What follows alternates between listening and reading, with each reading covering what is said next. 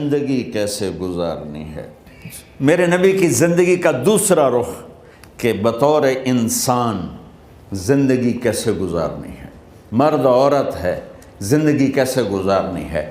پہلا رشتہ جو قائم ہوا دنیا میں وہ ہے خامد اور بیوی، حضرت آدم اور حوا کا نکاح ہوا۔ اللہ تعالیٰ نے عورت کو کمزور بنایا تو پہلے دن سے اس کو عزت اور احترام دیا تاکہ ساری زندگی اس کمزوری سے ناجائز فائدہ نہ اٹھایا جائے بلکہ اس کو عزت دی جائے۔ کہ آدم علیہ السلام کے لیے مٹی اکٹھی کی، پانی ڈالا، گوندھا اور ایک اسٹیچو بنایا اور ڈال دیا۔ جب وہ خشک ہوا اس میں روح ڈالی اور پھر وہ ننگے بدن تھے، پھر ان کو جنت کے کپڑے پہنائے اور جنت میں ڈال دیا۔ اس کائنات کا حسن بھی عورت سے ہے اور جنت کا حسن بھی عورت سے ہے۔ حضرت آدم علیہ السلام جنت میں، لیکن بابے جی دا دل ہی نہیں لگتا،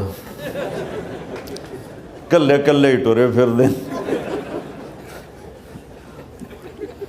اب اللہ نے عورت کو بنانے کا ارادہ کیا تو اللہ ایک ڈھیر مٹی کا اکٹھا کر کے عورت کے لیے بھی بنا دیتا اور اس کا اسٹیچو بنا دیتا اور اس کو خشک ہونے دیتا، پھر اس میں روح ڈالتا، پھر اس کو کپڑے پہناتا۔ آپ حیران ہوں گے، سبحان اللہ، اللہ نے ایسا نہیں کیا۔ آدم علیہ السلام سوئے، آنکھ کھلی تو دیکھا ایک خوبصورت حسین عورت۔ یہ بات اکثر لوگوں کو معلوم ہوگی کہ یوسف علیہ السلام دنیا کے حسین ترین انسان تھے، اور یہ بات شاید کسی کو معلوم نہیں ہوگی کہ دنیا کی سب سے حسین خوبصورت عورت حضرت حوا ہے۔ حوا جن پر بڑھاپا آیا ہی نہیں، 1000 سال کے قریب زندگی گزاری، بڑھاپا نہیں آیا۔ حضرت آدم اور حوا قریب قریب عمر تھی۔ حضرت آدم کی عمر تو کتابوں میں مل جاتی ہے 1000 برس، لیکن حضرت حوا کی عمر کتنی تھی یہ کہیں پڑھنے کو ملا نہیں، اس لیے میں اندازہ کرتا ہوں کہ قریب قریب ہوگی۔ بڑھاپا نہیں آیا، بیماری نہیں آئی۔ اور حضرت حوا کو مینسز بھی نہیں آتے تھے۔ یہ عجیب بات آپ کو بتاؤں، اللہ نے اتنا جنت کا ان کے اندر نمونہ رکھا۔ تو جب حضرت آدم کی آنکھ کھلی تو دیکھا ایک حسن کا پیکر، انہوں تو جنت ہی بھول گئی۔ کہنے لگے یا اللہ ہن دل ٹھریا جا کے، یا اللہ کون ہے؟ کہ تیری بیگم۔ کہ واہ جی واہ، موجاں ہی موجاں۔ تو اللہ تعالیٰ نے نکاح پڑھایا۔ سبحان اللہ، اپنے نبی کی شان دوبارہ سنو۔ تو اللہ نے کہا آدم اپنی بیگم کا مہر ادا کرو۔ تو وہ پوچھنے لگے کیا مہر ہے؟ دیکھو ایک بات سنو، مہر کسی کی بیٹی کی قیمت نہیں ہوتی۔ $1 ہو یا $1 ٹریلین ہو، بیٹی کی کوئی قیمت نہیں ہوتی۔ یہ ایک نشان ہے کہ اس بچی پر اب یہ جو خامند ہے وہ موت تک خرچہ اس کے ذمہ ہے، بیوی کے ذمہ خرچہ نہیں ہے۔ خامند کما کے لائے گا اور اپنی بیگم کو کھلائے گا، اور بیوی گھر کی ذمہ داری نبھائے گی۔ تو خیر وہ الگ بات چلی جائے گی۔ اللہ تعالیٰ نے کہا کہ مہر ادا کرو۔ کہا جی کیا مہر ہے؟ تو میرے اللہ نے کہا تیری نسل میں میرا آخری نبی آئے گا، اس پہ ایک دفعہ درود پڑھ دے، یہ مہر ہے۔ اچھا، شروع دن سے ہے کہ میں نے قبول کیا۔ قبول کیا کا مطلب ہے کہ میں اس لڑکی کو قبول کر رہا ہوں، اس کی کمیوں کے ساتھ بھی خوبیوں کے ساتھ بھی۔ اور جب لڑکی کہتی ہے سائن کرنا قبول کیا ہے، یا زبان سے کہے قبول کیا ہے، تو یہ اس بات کی گارنٹی ہے کہ میں نے اپنے اس لڑکے کو خامد ہونے کے طور پہ قبول کیا، اس کی کمیوں کے ساتھ بھی، اس کی خوبیوں کے ساتھ بھی۔ اور جو ہی شادی ہو کر ڈولی سسرال کے گھر جاتی ہے تو ٹیسٹ شروع ہو جاتا ہے، کی کر دیے، باندھی کے میں، اٹھیندی کے میں، بول دی کے میں۔ اور اس میں بہت زیادہ نیگیٹو کردار ہے سسرال کا. کئی لڑکیوں کا چونکہ ہم نے اپنے نبی کی زندگی نہیں قبول کیا. یہ واجب ہے کہنا قبول کیا کہ جس میں پیغام ہے کہ اب میں اس کی میں کوئی کمی ہے وہ بھی قبول کروں گی, کوئی خوبی ہے تصور ماتھے پر, اور لڑکا کہتا ہے کہ میں اسے قبول کرتا ہوں اس کی خوبیوں کے ساتھ بھی کمیوں کے ساتھ بھی.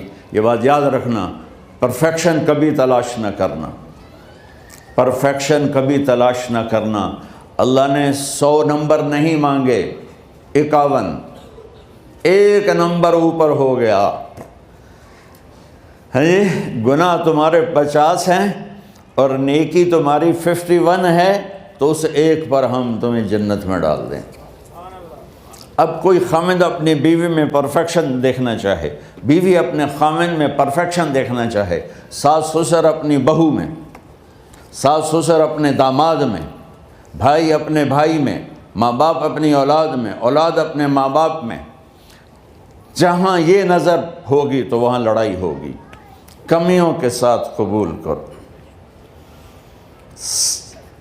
قبول کا لفظ اتنا واجب ہے تو ڈر تو پھر بہ گئی تھی نا.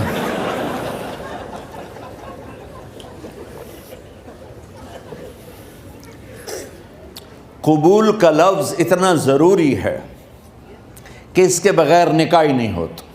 میں یہ کئی جگہ لطیفہ سنا چکا ہوں, اور واقعی قصہ بھی ہے, ایسے لطیفہ نہیں ہے. میرے دوست ہیں, ذمہ دار ہیں اچھے, تو ان کے گاؤں کا ایک بچہ چھوٹی عمر میں بسوں پہ جا کے نا وہ جاب پہ لگ گیا. تو اس کا کام ہوتا ہے بس کو صاف کرنا, ڈرائیور کو چائے پلانا, اور جہاں کہیں رش ہو تو اس کو ڈائریکشن دینا, استاد جی کٹ لو, استاد جی آن دیو, استاد جی جان دیو. تو یہ اس کا محاورہ بن جاتا ہے.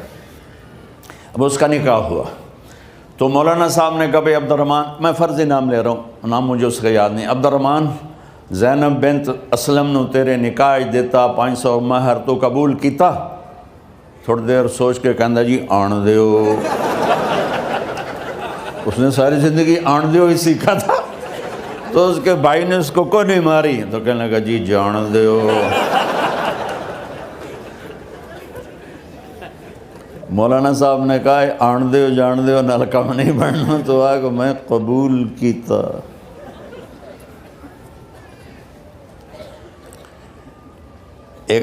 یہ بھی صحیح واقعہ سنا رہا ہوں. ایک نوجوان نے بیوی کو 3 طلاق دے دی کٹھی. اب ہو گیا پریشان, مولانا صاحب کے پاس گیا, کوئی میرے جیسا ہوگا. مولانا صاحب 3 طلاق دے بیٹھا, کوئی مسئلہ کا حرام. کہا جی کوئی رستہ حرام, کوئی گنجائش حرام. اس نے جیب سے موٹا سا لفافہ نکالا اور مولانا کے جا نماز کے نیچے ڈال دیا. کہ مولانا صاحب کوئی گنجائش, کہ ہن تو سوچنا ہی پوے. کی آکھیا ہی تو اپنی بیگم نو؟ اس آکھیا جی میں آکھیا ہی 3 طلاق. اس آکھیا مبارک ہوئے طلاق نہیں ہوئی. میں آکھیا جی او کیویں؟ آکھے او جڑا یہ طلاق ہے عربی دا لفظ, اس سے چاکھنا پمدا ہے طلاق.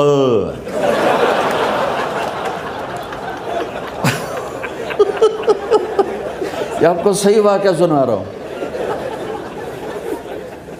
تو تم نے تو چھوٹے کاف کے ساتھ کہا ہے طلاق.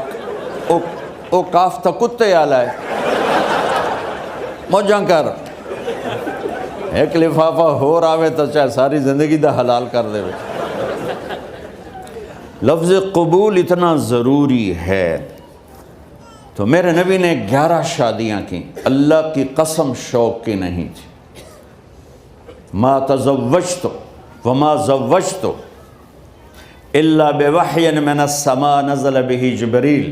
کہ لوگوں سن لو میری بات غور سے, مجھے عورت کی کوئی رغبت نہیں ہے. میں نے جہاں شادی کی, جہاں بیٹی کی شادی کی, پہلے اللہ نے آسمان سے جبریل بھیج کے حکم دیا, پھر میں نے قدم اٹھایا. تو پہلا رشتہ خاوند اور بیوی ہے جو اس کائنات میں جڑتا ہے. یہ دنیا کا سارے رشتوں میں نمبر 1 رشتہ ہے، سب سے خوبصورت رشتہ ہے، سب سے اہم رشتہ ہے، سب سے بڑا رشتہ ہے۔ والدین کے لیے چند آیات ہیں، اولاد کے لیے چند آیات ہیں، بہن بھائیوں کے لیے چند آیات ہیں، خامند اور بیوی کے لیے سینکڑوں آیات ہیں، سینکڑوں۔ تو اگر آپ اپنے گھروں میں کامیابی دیکھنا چاہتے ہو، اپنے گھر کو ہاؤس کی بجائے ہوم دیکھنا چاہتے ہو، خوشی کا اگر آپ اسے گہوارہ بنانا چاہتے ہو، اللہ کی قسم ڈگریوں سے نہیں ہوگا، محبت سے ہوگا۔ میرے نبی سے پوچھا گیا یا رسول اللہ اسلام کا سب سے مضبوط عمل، نہیں، میرے نبی نے سوال کیا، بولو بھائی اسلام کا سب سے مضبوط عمل کیا ہے؟ صحابہ نے کہا نماز۔ نہیں، سبحان اللہ، ابھی میں نماز کی کتنی اہمیت بتا چکا ہوں۔ انہوں نے عرض کیا جہاد، آپ نے فرمایا نہیں۔ تو صحابہ نے عرض کیا روزہ، آپ نے فرمایا نہیں۔ اللہ اکبر۔ کہ یا رسول اللہ حج، آپ نے فرمایا نہیں۔ تو سارے صحابہ حیران ہو گئے، یا رسول اللہ نماز، جہاد، روزہ، حج، تو پھر کیا ہے؟ اب سننا سارے بہن بھائی، مستورات، بچے بچیاں، آپ نے فرمایا اسلام کا سب سے مضبوط اور بڑا عمل ہے آپس میں اللہ کے لیے محبت کرنا۔ اگر آپ اپنے گھروں میں حسن دیکھنا چاہتے ہو تو ایک دوسرے سے محبت کرو، اظہار محبت کرو، اور محبت کے پیدا ہونے کے لیے بہت ساری چیزیں ہیں، لپیٹ کے 2 میں کر لیتا ہوں، 2 میں۔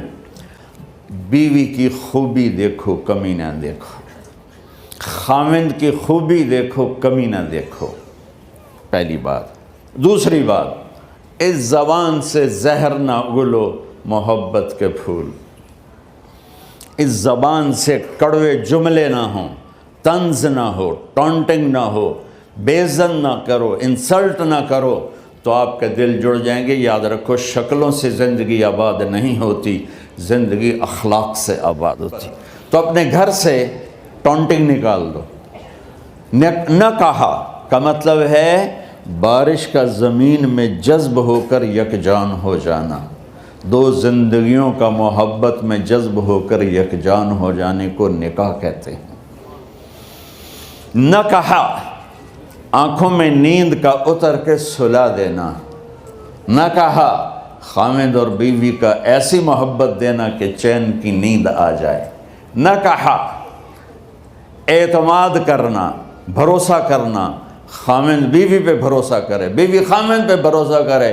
اے نوے لوک کے فون چیک ہو رہے ہوئے، کال کتنے کی تھی، کال کتنے کی تھی۔ عزت دو، اعتماد کرو۔ چوتھا مطلب درخت کا چھاؤں بنا دینا، نہ کہا میاں اور بیوی، خاوند اور بیوی کا محبت کی ایسی چھاؤں بنانا کہ اس کے نیچے اولاد کا پودا خوبصورتی سے پیدا ہو سکے۔ نہ کہا، صرف لفظ نکاح کے مطلب بتا رہا ہوں، نہ کہا مریض کو، کدھر ڈاکٹر بیٹھے ہیں، میرے سامنے بیٹھے ہیں، مریض کو دوا ایسی دینا کہ وہ شفا یاب ہو جائے، آپس کے ایسے تعلق بنانا کہ زندگی کو شفا مل جائے۔ میرے بھائی بہنوں، میں آپ کو اپنے نبی کی زندگی بتا رہا ہوں۔ میرے نبی نے 11 شادیاں کی، اللہ ذوالجلال کی قسم، صرف ہمیں زندگی سکھانے کے لیے کہ گھر کی زندگی کیسے ہوتی ہے اور اولاد کو کیسے پالا جاتا ہے۔ اب لوگ کیا مجبوریاں ہیں کہ عورت بھی جاب کرتی ہے، مرد بھی جاب کرتا ہے۔ عورت کی سب سے بڑی جاب اپنی نسل کو پالنا ہوتا ہے۔ جب یہاں ٹائم نہیں ملتا بچے کو، نہ ماں سے ملتا ہے نہ باپ سے ملتا ہے، تو پھر وہ جنگل کا پودا بن جاتا ہے۔ یہ تو وینکوور ہے، فیصل آباد کی بات سناتا ہوں۔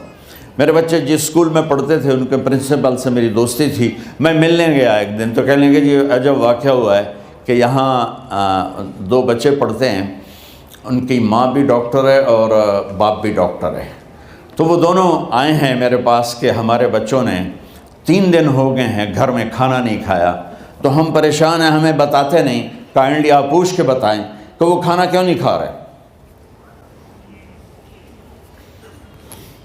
ایک باری کر کے بھی دکھا دو.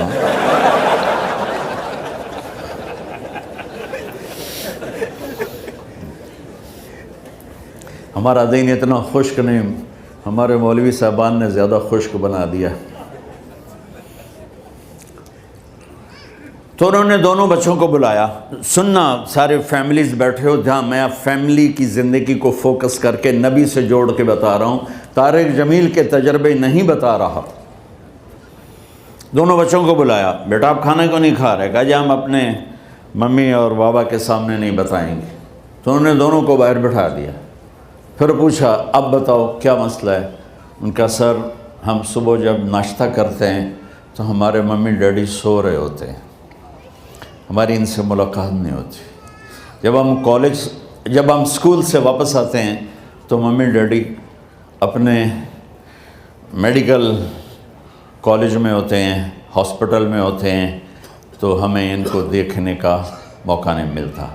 شام کو جب ہم کھانا کھاتے ہیں تو یہ دونوں اپنے پرائیویٹ کلینک میں ہوتے ہیں، تو ہم ان کو دیکھ نہیں پاتے. پورا ہفتہ گزر جاتا ہے، ہمیں ماں باپ کی شکل نظر نہیں آتی.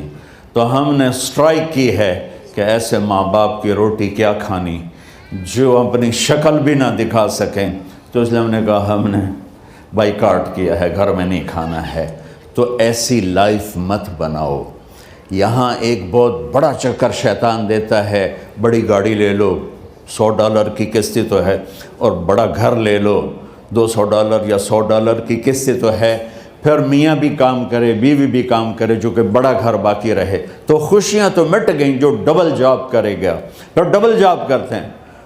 ڈبل جاب کرنے والا بیچارہ تھکا ہوا ذہن لے کے آتا ہے، وہ کیسے ٹائم دے گا اپنے بچوں کو خوشی کے ساتھ؟ جو ماں جاب کر کے آئے گی، پھر کھانا پکائے گی،